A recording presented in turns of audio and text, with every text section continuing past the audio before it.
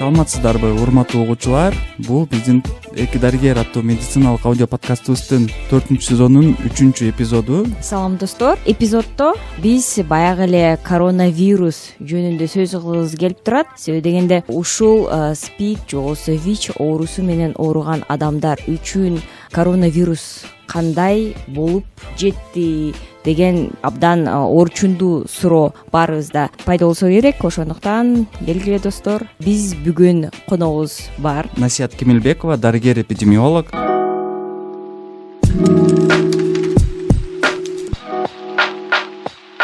Кандай кылайлы Эрмек, суроолорубузду бере берели. Мен суроо берип баштасам, анда Насият дагы бир жолу кош келипсиз биздин эфирибизге. Себеби бул абдан көйгөйлүү темалардын бирөөсү экенин биз түшүндүк. Себеби биринчи эпизоддо мындай эфирди токтотуп калбасак, бул бир саат деле улана бермекчи деп ойлойм да. Ошондуктан суроону баштасак, коронавирус илдети башталганда ВИЧ СПИД илдетине чалдыккан бейтаптар абалдан кантип чыгып жатышты? Айтор аларга дары-дармектерди жана психологиялык жардамдарды кимдер кантип көрсөтүп жатканы тууралуу айтып кете аласызбы суранычы? Саламатсыздарбы дагы бир жолу. Өзүңүз айткандай, ВИЧ инфекция оорусу бул жарым сааттык эмес, көпкө чейин талкуулап отурса болот. Коронавирус менен азыркы этаптагы аябай көйгөйлүү маселелердин бири коронавирус болгон үчүн ВИЧ инфекция менен ооруган адамдарга аябай көңүл бурулду десек болот. Иммунитети ылдыйраак адамдар рискованный болуп калышы мүмкүн деп карантинный мероприятиялар башталары менен эле биз дары-дармектерди жеткизүүлөрдү баштаганбыз да.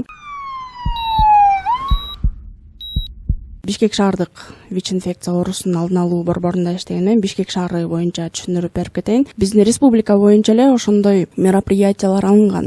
ВИЧ инфекция менен ооруган адамдарды карап, дары-дармектерин убагында жеткизип же болбосо запастары менен берип, башка жашоосунда мамилелер болсо чечкенге аракет кылганбыз. Именно Бишкек шаарында болсо ошо карантинный мероприятиялар башталары менен эле биз баардык ошо бизде дарыланып жаткан бейтаптарга чалып, кимдин кандай кайсыл убакта мүмкүнчүлүгү бар деп баарын билип чыкканбыз. Бизге келе албай турган, шаардын бир аз четирээктеринде болгон же болбосо бизде негизи Чүй областынан бери келген бейтаптар бар да. Алардын баарына ошо пландаштырып, дарыларын карап, канчалык убакытка запастары бар, кайсыл убакытка жетет деп ошонун баарын фамилиялары менен түзүп алып туруп, өзүбүз ар бирине чалып, убакытты белгилеп, карантин убагында биз дарыларды 3 айлык, жарым жылдык деп запастар менен алып барып берип аттык.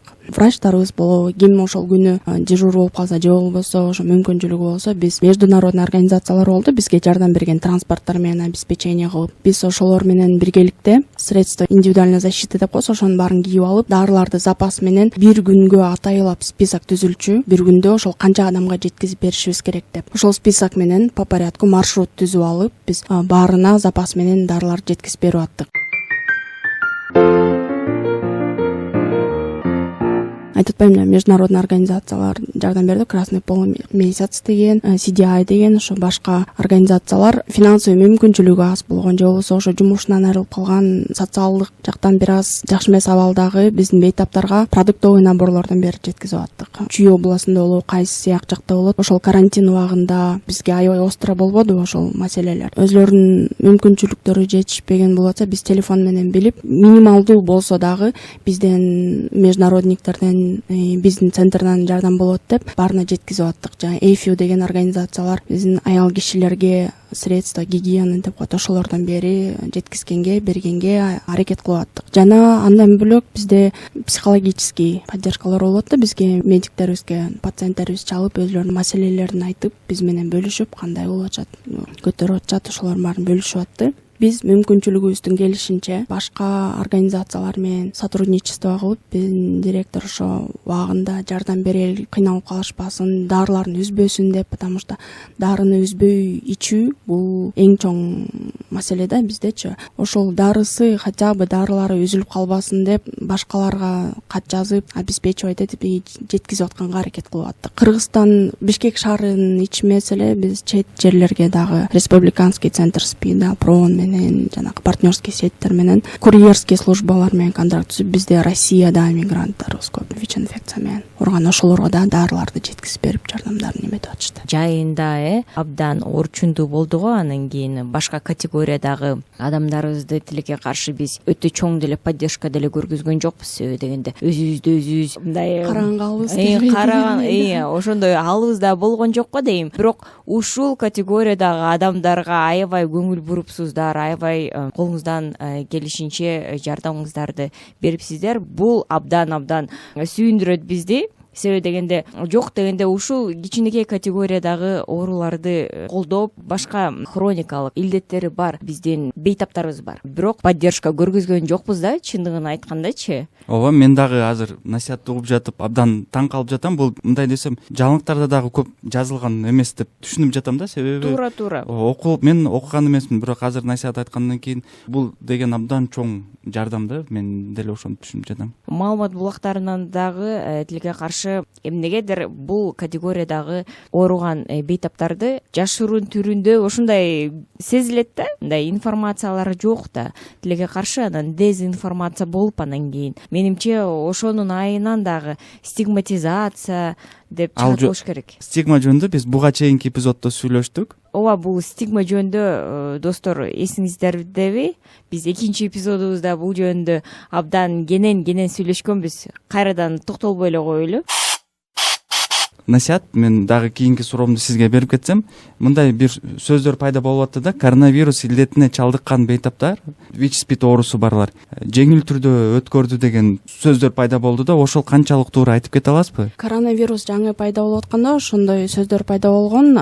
ВИЧ-инфекция менен ооруган адамдар жеңилирээк көтөрдү деп, анын себеби деген жана антиретровирустук препараттар жардам берди деген себеп болгон да, лапинавир сыяктуу. Ал ошол коронавирус жаңы пайда болуп, бизге жаңы тарап, изилдөөлөр жаңы жүрүп атканда, изилдөөлөр дагы шашылууш түрдө жүрүп калбадыбы? Ошол убакта бир изилдөөдөн ВИЧ инфекциясы жок эле адамдардан лапинавирди исследование кылып, ушу ковидти кандай көтөрөт дегенде ошибочный эмес, бирок немного поспешный десек болот, шашылыш түрдө вывод жасалып калган, ушу антиретровирустук дарылар жардам берет деп. Кийинки изилдөөлөр айтсак болот исключили. Андайды уже антиретровирустуктар антиретровирустук дарылар менен антиретровирустук дарысы жок эле эки группа ковид менен ооруган адамдарды алып караганда эч кандай экөөнүн айырмасы жок болгон. Биринчи изилдөөдөн фактор смешивания деп коет, жанакындай сопутствующий ооруларды көп көңүлгө ала албай калган үчүн ошондой неме болуп калганда, эффективность болуп калды. Госпитализациянын убагы азыраак болду, смертность азыраак болду, поспешный выводтар чыгып калган болчу. Ошол нерсе жөнүндө туура айтып кеттиңиз, себеби биздин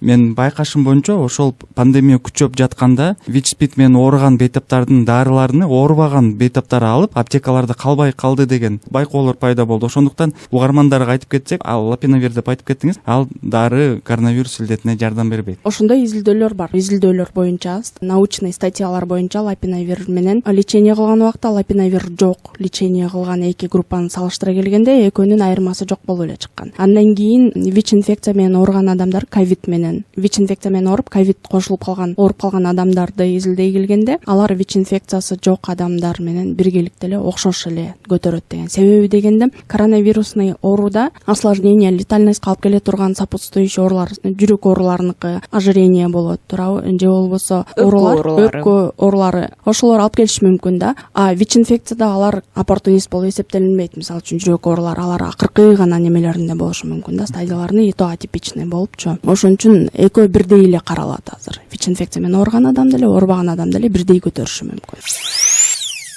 Антиретровирусный терапия бул эмне, ошол жөнүндө кичине маалымат? Антиретровирустук терапия деген бул сиз жана айтып кетпедиңизби, аптекалардан алып жок калыптыр деген. Биздин Кыргызстан мамлекетинде аптекаларда болбойт. Антиретровирустук оорулар бул жанакы ВИЧ-инфекцияны дарылай турган гана организациялар да бар. СПИД службада, биздин службаларда гана болот. Антиретровирустук дарылар ошо ВИЧке каршы дарылар, ВИЧти дарылай турган, ВИЧ-инфекция оорусун дарылай турган дарылар деп эсептелинет. Бул дарылар ВИЧ-инфекцияны организмден толук чыгарып, толук айыктырбайт. ВИЧ-инфекцияны булар токтотот. Аны организмден көбөйтпөйт.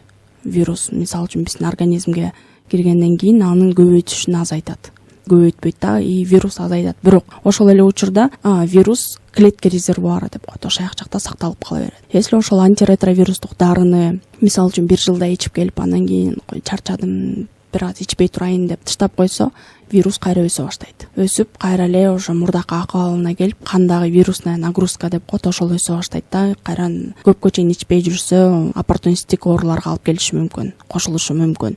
Дагы бир айта турчу нерсе, антиретровирустук дарыны биринчи күндөн баштап, уже ичип баштаган күндөн баштап үзбөй ичкенге аракет кылыш керек. Бир айда 30 күн болсо, ошол 30 күн толук ичиш керек. Мисалга алып кетсек, саат күндүзгү 10-да ичип баштаса, эртеси күнү саат 10-да ичиши керек. Себеби дегенде ошол антиретровирустук дары ошол организмге киргенден баштап кийинки дозировка дары киргенге чейин эффективный болот, 24 саат. 2 саат нары 2 саат бери кылып аралаштырып иче берсе, акыры келип резистентность деп коет. Ошол дарыларга вирус туруктуу болуп калат. Мутация пайда болуп туруктуу болуп калып да ошол дарылар жардам бербей калат. Биз ВИЧ-инфекцияны дарылоону ойлоно баштаганда негизи алыскы перспективаны карашыбыз керек. Биз бир айкы башка оорулардай болуп 1 айкы, 2 айкы, 3 айкы, 1 жылкы перспектива эмес, алыскы келе турган 5 жылдык, жылдап караш керек. Себеби деген ушул дарыны адам өмүр бою ичет. Өмүр бою ошо үзбөй ичкенге аракет кылыш керек. Себеби ошол дарыны мен айтып кеткендей, канча үзсө ошончо вирус көбөйүп, кайра түшө берип, анан вирус мутация болуп ошол дарыларга туруктуу болуп калат дагы. Схемаларын алмаштыра берип, уже андан күчтүү дарылар кошула баштайт дагы. Кийин эффектиси жок болуп калат да. Ошондой болбош үчүн биз консультация кылып атканда ошо перспективаны карайбыз. Көп жылкы алдын алып, ошол туруктуу болуп калбашын деп, азыртадан уже үзбөй башташ керек. Демек, бул терапия ошондо бейтаптарга кандай десем, бекер берилет, Бул СПИД организациялар, ВИЧ-инфекцияны дарылай турган организациялар да бекер берилет. Бизге ошо дарылоого учетко тургандан бери карта, амбулаторный карта ачылар менен биз уже дарыларды бере баштайбыз. Ал эми бизге ошо ВИЧ-инфекция менен кайрылган адам кайрылары менен эле дарыны бергенге аракет кылабыз. Макул болсо, согласиясын алып, баардык түшүндүрүү мероприятияларын жүргүзүп, консультация аябай деталдуу болот анда. Баардык аспекттерди түшүндүрүп туруп, анан дарыны ошол момент эле бергенге аракет кылабыз. Андан кийин түшүндүрөбүз канча убакытта ичиш керек. Дарылар абсолютно бекер болот. Бизде өткөрүлө турган жанагы CD, вирусный нагрузка дегендерге еще дополнительный дагы бир аз анализдер бар. Ошолор да бекер берилет бизден. Вся процедура бизде учетто турган кишилерге баардык нерселер бекер болот. Сизге чейин жолугушуудан алдым, мен интернет баракчаларда окусам, көпчүлүк маселе ошол ВИЧ-СПИД оорусуна чалдыккан бейтаптар, мисалы үчүн 1 ай ичип токтотуп койгон учурлар көп болот экен да. Ошондуктан угуучуларга айтып кетсек, эгер сиз ошол ВИЧ-СПИД оорусу аныкталган болсо, сөзсүз түрдө токтотпой, дарыгердин кеңеши менен улантай беришиңиз керек. Дагы мындай бир көйгөйлүү маселелерди мен угуп калам да жаңылыктарданчы, ошо Кыргызстанда жаш балдар ВИЧ оорусуна чалдыкты деп. Алардын дарылоосу ошо чоңдордуку менен окшошпу же айырмасы барбы? Кичинекей балдарды дарылоо ВИЧ-инфекциянын возрастына жараша болот, сироптор берилет, андан кийин уже канчалык деңгээлде өскөн сайын ошондо таблетированный формалар берилип баштайт да. Кичинекей бала с младенчества или, допустим, кичинекей возрастында болсо, таблетка иче албай турган возрастында сироптор берилет бизге. И кичинекей баладан ВИЧ-инфекция аныкталып ошону дарылап аткан убакытта биз ата-энеси менен тесно иштешебиз, жакын иштейбиз. Себеби деген бала ошол, можно сказать, бала биздин көзүбүздөн өсөт. Себеби деген кийин ошол балада возраст өткөн сайын эмне үчүн мен дары ичем, башкалар ичпейт деген суроолор пайда болот. Эмне үчүн ичип атам деп. Ошолорду биз уже ата-энеси менен заранее даярдап, балага статусун кантип ачыш керек деп көптөгөн тренингдер өтөт. Ата-энелер менен уже кичинекей баланын башынан баштап эле сүйлөшүп баштайбыз. Ар бир возрастта ар бир кичинекей баланын восприятиясы бөлөкчө болот. Мисалы үчүн 4-5 жашта восприятие бөлөк болот, 2-3 жашта бөлөк, подростковый возрастта бөлөкчө болот. Ошол маалыматты кабыл алуусуна жараша биз ата-энеси менен иштейбиз, врачтар болуп бала менен да иштейбиз. Башкы этаптарында бала кичинекей кезинде дарыны ичип атканы ата-энесинин контролунда болот. Ата-энеси берет дарыны. Схема негизи суть антиретровирустук дарыларга практически окшош эле болот да. Балдарга неверапен деген дарылар берет, с возрастом уже бир аз өзгөрөт. Профилактикасы жөнүндө бир аз сөз кылсак, дарылоо анан профилактика, алдын алуу нерсеси негизи бири-бири менен чогуу эле жүрөт десек болот. Акыркы уже жылдары ошо бизде орусча айтканда лечение как профилактика применяется деп коебуз да.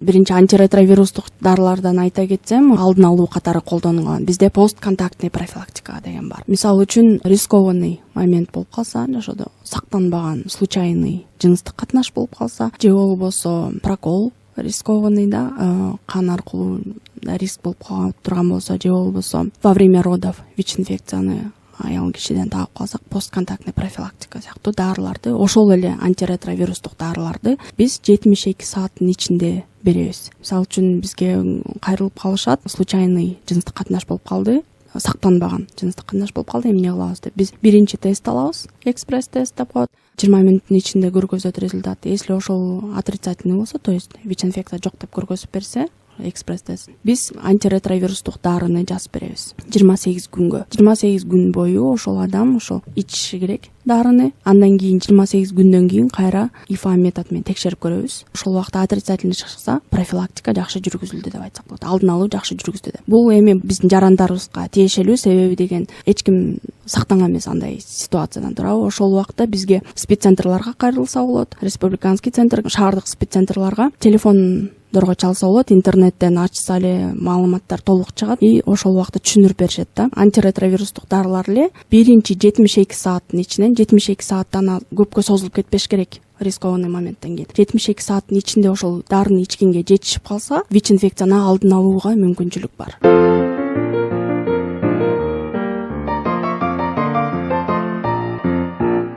Дагы бир ошол дарылар аркылуу алдын ала турган нерсе бул PrEP деп коебуз, доконтактная профилактика деп коебуз. Муну деген ВИЧ инфекциядан жугузуп алам деп корккон адам болсо, может быть, күйөөсү ВИЧ инфекция менен, же болбосо жубайы, же болбосо жыныстык партнеру ВИЧ инфекция менен ооруйт турган болсо, же болбосо өзүнө эле жөн эле коркуп ВИЧ инфекцияны алдын алып жүргүзүсү келип, дарыны ичсе болот да. ВИЧ инфекция жок эле адам ошол антиретровирустук дарыны ичет, тем самым өзүн сактап жүрөт ВИЧ инфекцияны жугузбаганга. Андан дагы анализдер бар, ошол процедура консультациядан өтөт, анализдерди тапшырып, анан ошол адамдын өз каалоосу менен мен ичкенге даярмын, мен ушундай жолдошум же болбосо жубайым ВИЧ инфекция менен ооруйт, мен дагы ушундан сактангым келет деп ичип турса болот. И ошол эле кезекте ВИЧ инфекциянын алдын алуу жолу болуп, бул биздин ВИЧ инфекция менен ооруп аткан адамдар дарыланса, дарыны үзбөй ичип турса, алар жыныстык партнеруна ВИЧ инфекцияны жугузбаганга толук мүмкүнчүлүгү бар. Биздин жарандары лечениеда туруп, мисалы үчүн эркек киши келип, же болбосо аял киши келип, бизге үйлөнөт элем жакында, бирок мен азыр ВИЧ инфекция менен ооруйм деп жаңы баштап неметсе 3 айдан кийин, уже бир жарым жылдан кийин вирусный нагрузкасы 40тан ылдый болсо, кандагы вирус 40тан, көлөмү 40тан ылдый болсо, толук жыныстык жашоо менен жашай бергенге мүмкүнчүлүгү бар. Бирок ошол убакытта дагы травматизацияны азайтыш керек, сопутствующий инфекции, передаваемые половым путем деп коет. Ошолорду контролдой жүрүш керек. Себеби деген алар дополнительный входные ворота болуп эсептелинет да. И биздин ВИЧ инфекция менен ооруган аялдар ВИЧ инфекция менен оорубаган балага төрөгөнгө толук мүмкүнчүлүктөр бар, если алар дайыма дары ичип турушса. Демек, бир ушул жерден суроо бергим келип кетти. Эгер мисалы үчүн эркек ошол оору менен ооруса, бирок кыз да, жаш кыз оорубаса, анан экөө үйлөндү, баардык рекомендацияны туура аткарышты, мисалы үчүн биз балалуу болгубуз келет депчи, ошолордун денеси сак, оорусу жок, баланы төрөгөнгө мүмкүнчүлүгү барбы? Бар, толук бар. Независимо күйөөсү ВИЧ инфекция менен ооруйбу же аял киши өзү ВИЧ инфекция менен ооруйбу, если убагында дарыланып, ошол дарыларды биздин врачтардын рекомендациясы менен толук ичип турса, ден соолугу чың, бала төрөгөнгө толук мүмкүнчүлүгү бар. Бизде көптөн бери да шаардык спецслужбачы биздин өзүбүздүкүнө жооп бере кеткенде, бир үй бүлөдөн эле 3-4 балалуу болгондор бар. Күйөөсү деле, жубайы деле ВИЧ инфекция менен ооруп жүрүп, беременностьты пландаштырып, ошо ответственно келип, өзүлөрү дарыны толук ичип, баардык врачтар айткан рекомендациялардын баарын толук аткарса, экөөнүн тең ден соолугу чың бала төрөлгөнгө толук мүмкүнчүлүгү бар. Менимче абдан пайдалуу маалыматтарды алып жатасыз. Мен үмүттөнөм, биздин угуучуларга дагы бул маалымат пайдалуу болот деп эсептеймин. Анан сиз жана анализ жана тест жөнүндө сүйлөп калдыңыз да.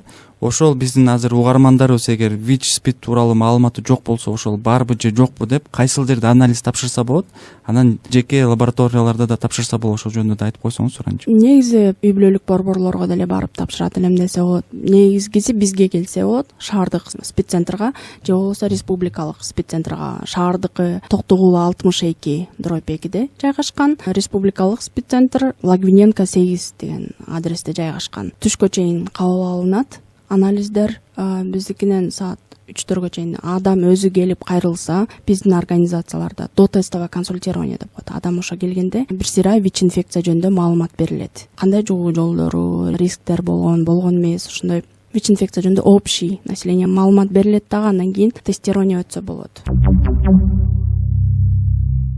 Чыгарылыштын аягында 1-2 мифтен дагы насаят кесиптешибизге бере кетсек, мындай мифтер бар экен да, спид оорусу уланган банан аркылуу же камар аркылуу жугузуп алса болот деген. Ошол чынбы, чын эмеспи? Айтып койсоңуз анчы. Бир убакта жанакы социальный сеть дегендерде бананды кызыл пятнолор менен көргөзүп, булар кан экен, ВИЧ-инфекцияны ушулар аркылуу таратып атыптыр деген маалыматтар аябай тарап кетти эле да. Анан ошону карай келгенде банандын өзүнүн оорусу болуп чыккан болот. Ал ВИЧ-инфекцияга эч кандай тиешеси жок. Мифтердин да банандын бактериозу болуп эсептелинген экен. Ошол кызыл пятнолор, канга окшошуп калган пятнолор адамдар ошибочно ошол ВИЧ-инфекцияны таратып аткан ВИЧ-террористтер таратып атат деген ойго келишкен экен. И дагы бир маселе ошого каршы чыга турган, бул ВИЧ-вирус өзү организмден сырткары жерде жашай албайт, туруксуз. Чиркейлер аркылуу жанакы жугат дегенден чиркейдин организминдеги дагы тура албайт.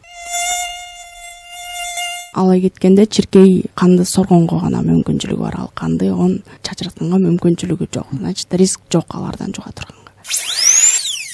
Кийинки миф, бул мифке жооп толугу менен берилди болуш керек. Себеби дегенде бул оору менен ооруган адамдар бат эле көз жумушат, анын эч кандай дарылоосу жок деген миф болчу. Буга толугу менен эле жооп алышты окшойт биздин угуучуларыбыз. Менимче кайталоонун кереги деле жок го дейм. Бир моментти толуктай кетсем, ошо сиз айта кетпеңизби, кыскача мөөнөттө эле көз жумушат дегенчи, кыскача мөөнөттө көз жумбайт, терең карлыкка чейин эле ушул антиретровирустук дарыны ичип жүрсө, терең карлыкка чейин жашай турган мүмкүнчүлүгү бар. Былтыр эле Британияда 100-столетний пациент коет 100кө чыгып, ВИЧ-инфекция менен ооруп жүрүп, ошол антиретровирустук дарыны алып жүрүп, ошо 100кө толгондо анан көз жумду. Ал спидтен өлгөн жок, ВИЧ-инфекциядан өлгөн жок, ал карлыктан көз жумду десек болот да. Рахмат. Эң акыркы биздин мифибиз бул ошол АИВ спид оорусуну салттуу эмес ыкмалар менен дарыласа болобу деген миф экен. Мен буга дагы бир нерсе кошумчалап кетсем, биздин кыргыздар ошо салттуу эмес медицинаны колдонгонго жакшы көрүшөт го, ошондуктан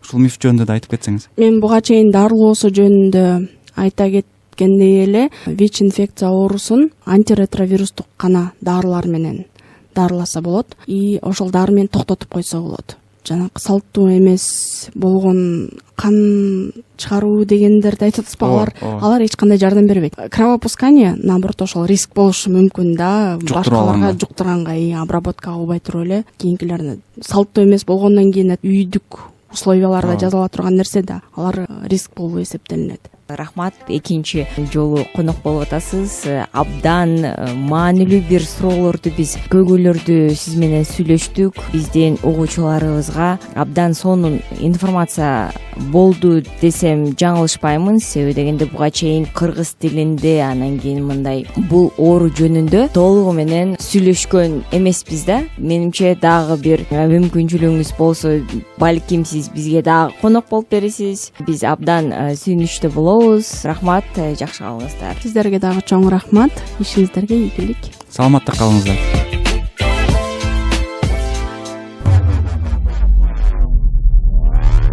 Бул подкаст Бириккен Улуттар уюмунун ВИЧ жана СПИД боюнча биргелешкен программасы менен биргеликте UNAIDS уюму менен жазылды.